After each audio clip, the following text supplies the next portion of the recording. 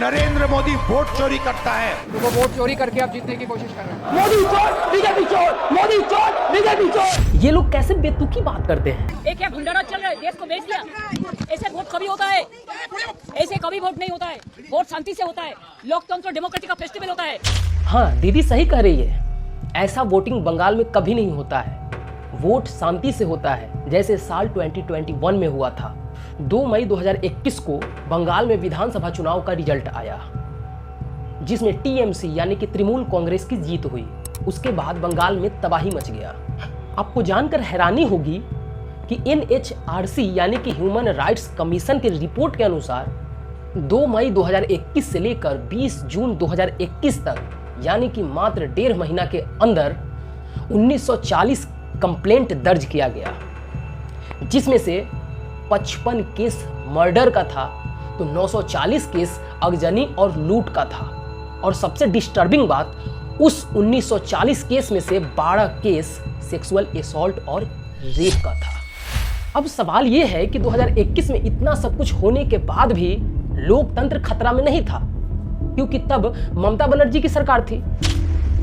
लेकिन 2026 में जब बंगाल में बीजेपी जीत गया तो सब लोग बोल रहे हैं कि अब लोकतंत्र खतरा में पड़ गया है। देखिए, लोकतंत्र पूरी तरह से समाप्त होने के कगार पे।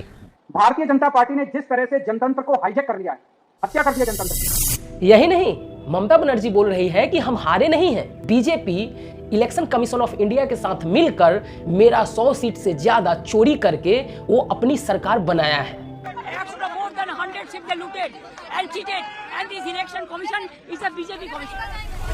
फिर क्या, राहुल गांधी कौन सा पीछे रहने वाला व्यक्ति है? वो भी एक्स पर ट्वीट करके ये लिखा कि हम ममता दीदी के साथ हैं। बीजेपी ने बंगाल में 100 सीट से ज्यादा चोरी करके अपनी सरकार बनाया है। अब आप लोग थोड़ा दिमाग पे जोर दीजिए और सोच कर देखिए कि अगर BJP election commission of India के साथ मिलकर वोट चोरी कर सकता है तो तमिलनाडु और केरल में क्यों नहीं किया? जब बीजेपी के हाथ में ही सब चीज है तो फिर तमिलनाडु में बीजेपी का 1 सीट ही क्यों आया? केरल में बीजेपी की सरकार क्यों नहीं बना? जब ये लोग जीतते हैं तो ईमानदारी से जीतते हैं, और जब बीजेपी जीतती है तो वो वोट चोरी करके जीतती है, और जहां उसकी सरकार बन जाती है वहां पे डेमोक्रेसी की हत्या हो जाती है। हम लोगों को एहसास ही नहीं हो रहा था कि इस प्रकार का रिजल्ट आएगा, लेकिन बीजेपी है, पूरा सिस्टम और मशीनरी इनके हाथ में है। और जहां तक इलेक्शन कमीशन की बात की जाए तो आप जानते हैं, जब अंपायरी बेईमान हो तो क्या किया जा सकता है। जहां जहां बीजेपी की सरकार है वहां वहां के लोग या तो अंधभक्त हैं या फिर जागरूक नहीं है, और केरल और तमिलनाडु के लोग जागरूक हैं। मैं मानता हूं कि लोकतंत्र की जीत नहीं है, जरूर है मोदी शाह की जीत। पश्चिम बंगाल में यही हुआ, तमिलनाडु में यही हुआ है, केरल के लोग ज्यादा जागरूक है। भाई कैसी बेवकूफों जैसी ये लोग बात करते हैं। पता नहीं ये लोग जनता को मूर्ख समझते हैं या फिर खुद मूर्ख हैं। कुछ यूट्यूबर्स लोग भी हैं जो फ्रीडम ऑफ स्पीच के नाम पे भारतीय जनता पार्टी को बदनाम करने का एजेंडा चलाते हैं। 21 राज्यों में अब बीजेपी की सरकार है, लेकिन सारी की सारी इलेक्शन से सिर्फ और सिर्फ हिंदू मुसलमान के नाम पर लड़ते हैं। तो अब आप रिटर्न में भी यही एक्सपेक्ट कर सकते हो कि इनके अनपढ़ अंधभक्तों को आजादी मिलेगी मस्जिदों के सामने नाचने की। समझ रहे हो आप लोग? मतलब आपके स्टेट में अगर बीजेपी की सरकार है तो आपके स्टेट के लोग अनपढ़ और अंधभक्त हैं। ये लोग बोलते हैं कि बीजेपी हिंदू मुस्लिम की राजनीति करता है। हमें तो लगता है कि बीजेपी करे या ना करे, लेकिन ये लोग जरूर करते हैं। कौन सा ऐसा स्कीम है जो हिंदू को मिला और मुस्लिम को नहीं मिला? अगर ध्रुव नाम के प्राणी को ऐसा लगता है तो आप पहले इस वीडियो को देखिए। मुस्लिम बहनों को जीने का सम्मान से जीने का अधिकार दिलाया 3 तलाक पे कानून बना करके मोदी जी ने। नहीं तो हमने देखा है कि मोबाइल पे 3 तलाक बोल दिया और बच्ची घर पड़ी हुई है। क्या नाम है? मेरा नाम इमरान खान है, मैं एक सर्विसमैन हूँ। मुसलमानों का मन में क्या था इस बार? मुसलमानों 15% भारतीय जनता पार्टी को वोट दिया।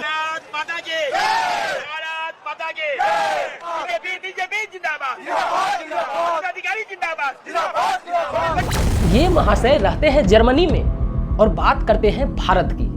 इसे सिर्फ बीजेपी की कमी दिखती है, लोगों की प्रॉब्लम नहीं दिखता है। और सबसे डिस्टर्बिंग बात, एनसीआरबी के द्वारा एक डाटा जारी किया गया और बताया गया कि 2023 में बंगाल के अंदर महिलाओं के खिलाफ 34,691 कंप्लेंट्स दर्ज किया गया। और आपको जानकर हैरानी होगी कि उसमें से 1110 केस रेप का था। लेकिन ये सब ध्रुव राठी को थोड़ी ना दिखता है, उसे तो सिर्फ बीजेपी की कमी दिखती है। वो आप लोगों को सिर्फ वही बात बताएगा जहां बीजेपी की बुराई किया जा सके। पाकिस्तान और ध्रुव राठी में एक चीज कॉमन है और वो है दोनों को बीजेपी पार्टी अच्छी नहीं लगती है। लेकिन ये जो गवर्नमेंट बार बार मैं कह रहा हूँ जो हमेशा मजहब कार्ड खेलती है, मुस्लिम हिंदू कार्ड खेलती है अपने आप को पावर में लाने के लिए, ये बहुत ही गंदा किस्म का माइंडसेट है। ठीक है ना, इनके अच्छे हैं। जैसे राहुल गांधी की अगर मैं बात करूँ, राहुल गांधी बहुत पॉजिटिव माइंडसेट वाला आदमी है। वो डायलॉग्स के जरिए वो हर एक के साथ चलना चाहता है दुनिया के साथ। लेकिन पाकिस्तानियों को योगी मोदी, हेमंत बासवा वगैरह ये सब पसंद नहीं है पाकिस्तानियों को। पाकिस्तानियों को ये पसंद है। बहुत अफसोस की बात है कि ममता बनर्जी भी खुद हार रही है। देखिए, बीजेपी बंगाल में चुनाव जीता, लेकिन पाकिस्तान में हरकंप मचा हुआ है, बांग्लादेश में हरकंप मचा हुआ है। इसलिए बांग्लादेश की संसद में अभी से शरणार्थियों का मुद्दा उठने लगा है। बांग्लादेश की एनसीपी के सांसद अख्तर हुसैन ने कहा कि अगर बंगाल में बीजेपी की सरकार बन गई तो बांग्लादेश को बड़े शरणार्थी संकट का सामना करना पड़ेगा। इसकी तैयारी अभी से शुरू कर देनी चाहिए। कई नेता और यूट्यूबर्स ने एसआईआर पे सवाल उठाया था, उसमें से हम भी हैं। हमने भी एसआईआर पे सवाल उठाया था, लेकिन हमें इस वीडियो को देखने के बाद हमें लगा कि नहीं, हमने जो सवाल उठाया वो शायद गलत था। दादा, आप लोग कहाँ से आए हो? कोलकाता से आया। अब बांग्लादेशी है। अब बांग्लादेश हो? कब से हो कोलकाता में? 1 साल हो गया। कैसे आए थे? वो आया था, वो चुरा कर आ गया। तो अभी क्यों वापस जा रहे हो? इन्हें से साल हो गया, इसलिए हम वापस जाना चाहेंगे। मेरा देश तो यहाँ पे नहीं है। मेरा देश बांग्लादेश है, डॉक्यूमेंट्स बांग्लादेश है, इसलिए हम चला जाएंगे। हाँ, हम समझ सकते हैं कि इस एसआईआर के दौरान कितने सारे इंडियन लोगों का भी नाम कट गया होगा, क्योंकि आपने एक कहावत सुना है ना कि गेहूं के साथ खून भी पिस जाता है। और सबसे इंटरेस्टिंग बात, जिस देश में 80% से ज्यादा आबादी सनातनी है, उस देश के बंगाल राज्य में सैकड़ों मंदिरों को बंद कर दिया गया था टीएमसी के कार्यकाल में। 15 वर्षों के बाद एक दुर्गा मंदिर को दोबारा खोला गया। यानी जब से ममता बनर्जी का शासन शुरू हुआ तब से ये दुर्गा मंदिर बंद पड़ा था, और अब बीजेपी का शासन आते ही इस मंदिर के द्वार हमेशा के लिए खुल गए हैं। ये मंदिर भी आजाद हो गया है। ভগবানের প্রার্থনা করেছিল এই দুষ্কৃতী সরকার কিভাবে পরিবর্তন হবে, এই মন্দিরে অনেকে মানসিক করেছিল যাতে বিজেপি উঠতে পারে। और यही नहीं, बंगाल में लोग जय श्री राम बोलने से भी डरते थे।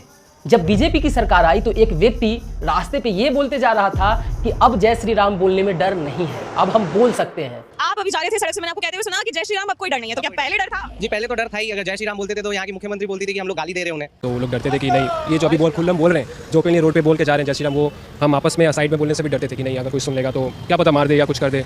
अब हम बिना डर के बोल सकते हैं। और विपक्ष पार्टी के लोग बोलते हैं कि बीजेपी पार्टी हिंदू मुस्लिम की राजनीति करता है। जिस स्टेट में 70% से ज्यादा लोग हिंदू हैं, उनको जय श्री राम बोलने पर मारा जाता है। बहुत कुछ लगा है इस आजादी को पाने में। आप लोग इस वीडियो और बंगाल के बारे में क्या कहना चाहेंगे, आप कमेंट बॉक्स में जरूर कह के जाइएगा, क्योंकि हम आपका हर कमेंट पढ़ते हैं। तो मिलते हैं दोस्तों नेक्स्ट वीडियो में, तब तक के लिए जय हिंद, जय भारत।